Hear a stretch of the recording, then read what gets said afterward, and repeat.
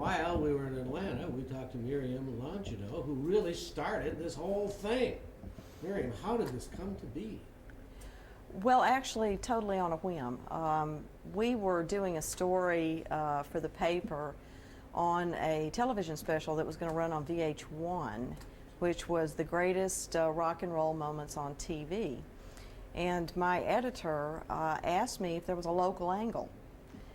I said, whew, I don't know. And then from somewhere in the back of my brain, I had this adolescent vision of the Now explosion, which many people have never heard of, but it was really the first music video program, or at least we like to think so, here in Atlanta. It ran when I was in high school, a long time ago, and around 1970 or 71. And what it was, as I remembered, Channel 17 at that time, which is now, of course, the Superstation, owned by Turner and Time Warner, was really a small UHF station. It was fuzzy, you could barely pick it up, and they were desperate for programming apparently on the weekends.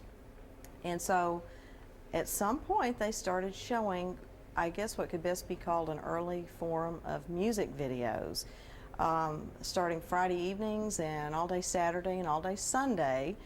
It was like a radio station. They'd play the hits of the day, the top 40 hits of the day, but then there were like these little local videos that somebody had made, or film clips to illustrate the songs. And when my editor asked if there were a local angle to this story, I remembered that show. I had remembered it for years. And when MTV, as a matter of fact, started in 1980 or 1981, I kind of got a chuckle out of it, because I thought, well, you know, this is what they were trying to do back in Atlanta all those years ago. And even the name Now is so nostalgic and kind of funny, the Now explosion. So I said, I've got to find out what happened to this show, who did it, and what the story was really behind it, because I'd never read anything about it. So that's how it started. So what did you do when you started to try to find out a little bit more about the Now explosion? Well, the first thing I did is I called Channel 17, TBS, the Superstation, and of course I got someone on the phone who probably was not born at the time of the Now explosion and thought I was quite crazy and probably making this up. But I laughed and I asked them if they would check their records or check their vaults or something to see if anybody knew anything about this.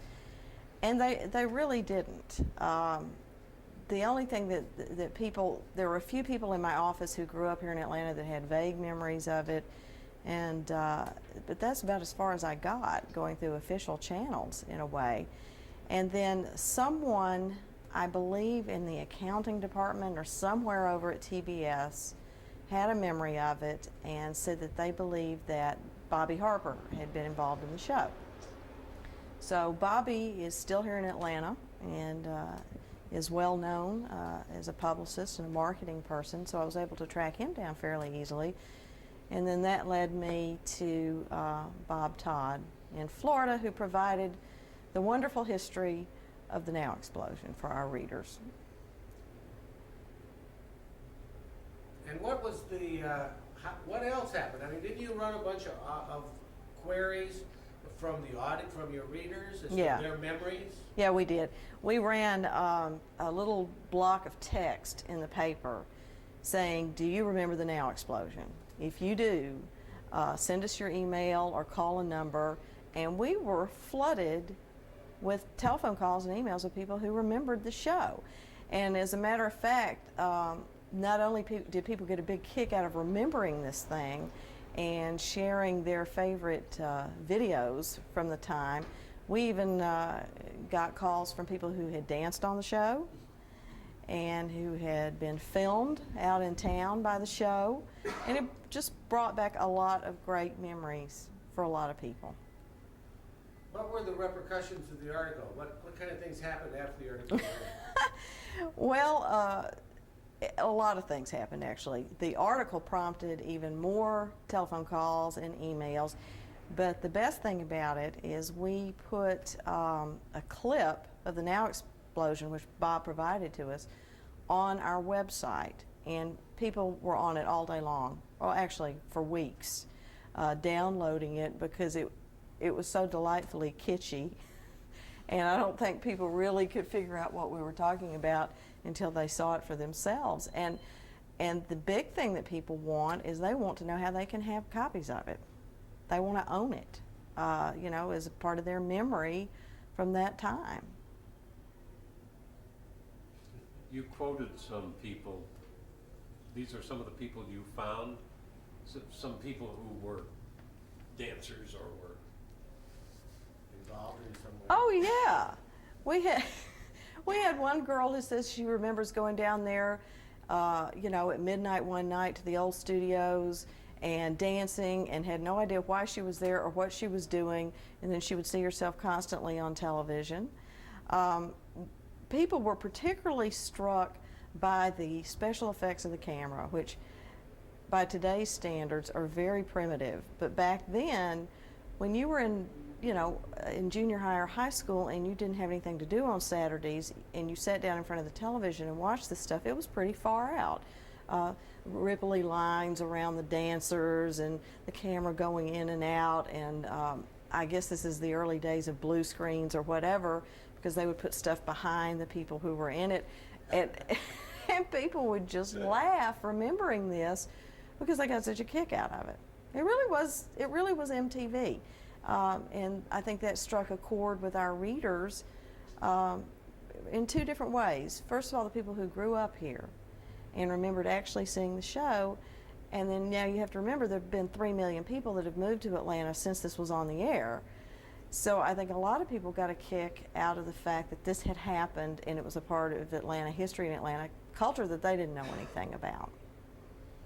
Of course, did you realize that program was also on the air in 28 other cities? No, I didn't. I didn't at the time. I thought it was strictly Atlanta. And the reason why I did is because so much of the film footage was shot in the city, here. I mean, you could get up and watch it and see Piedmont Park.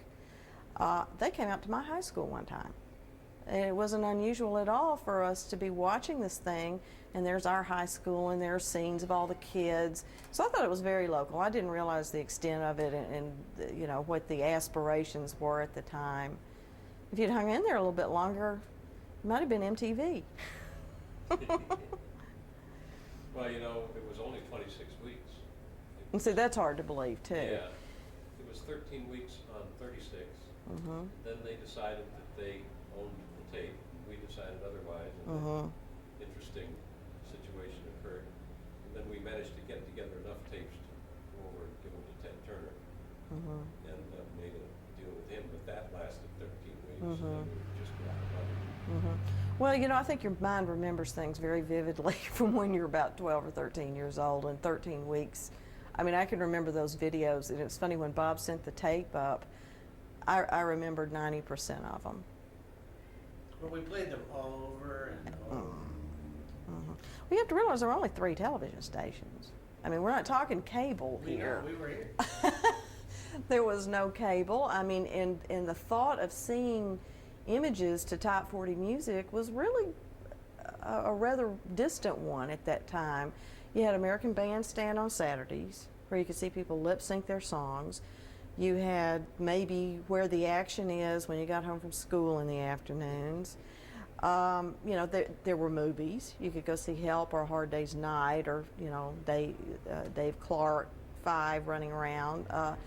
But seeing images to top 40 songs was completely new. It really was. And particularly the fact that they were repeated over and over again was like top 40 radio, and that you could get up, have nothing to do on Saturday but your homework, flip on the television, and it just played over and over again, which was a real novelty at the time.